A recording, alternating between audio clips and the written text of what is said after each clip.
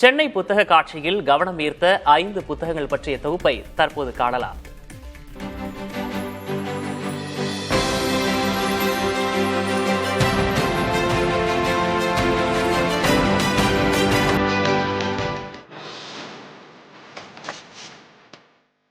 நீலமலை தொல்லியல், சுதாகர் நல்லியப்பன், குமரவேல் ராமசாமியின் யாக்கை வெளியீடு. நீலகிரி மலையின் தொன்மை வரலாற்றை ஆவணப்படுத்தும் முக்கியமான ஆய்வு நூல் இது. நீலமலையின் காணப்படும் பாறை ஓவியங்கள், பெருங்கற்கால சின்னங்கள் மற்றும் அங்கிருந்த பழங்குடி மக்களின் பண்பாட்டு தொடர்புகள் குறித்து விரிவாக பேசுகிறது.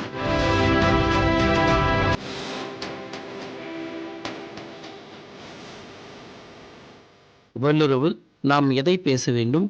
சொஹையா அப்துல் அலி, தமிழில் ஸ்ரீ வித்யா வெங்கடேசன், காலச்சுவடு பதிப்பகம்.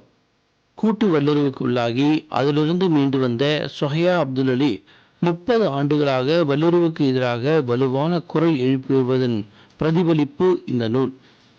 வல்லுறவு ஏற்படுத்தும் வாழ்நாள் தாக்கம் பற்றி விரிவாக இந்த நூல் விவாதிக்கிறது.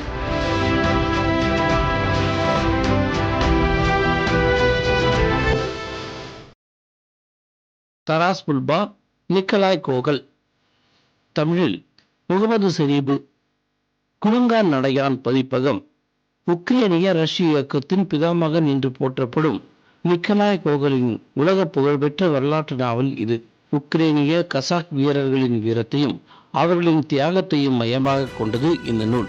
தராஸ் புல்பா என்னும் முதிய வீரனும் அவனது 2 மகன்களும் போர்க்களத்தில் எதிர்கொள்ளும் சவால்களை இந்த நூல் பேசுகிறது.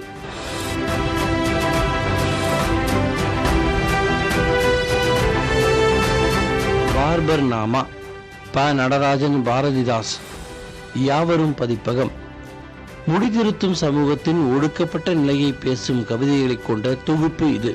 ஒரு பக்கம் இவர்களின் சேவைகளை பெற்றுக்கொண்டு இன்னொரு பக்கம் அவர்களை சமுதாயம் நசுக்குவது பற்றி இந்த கவிதைகள் பேசுகின்றன.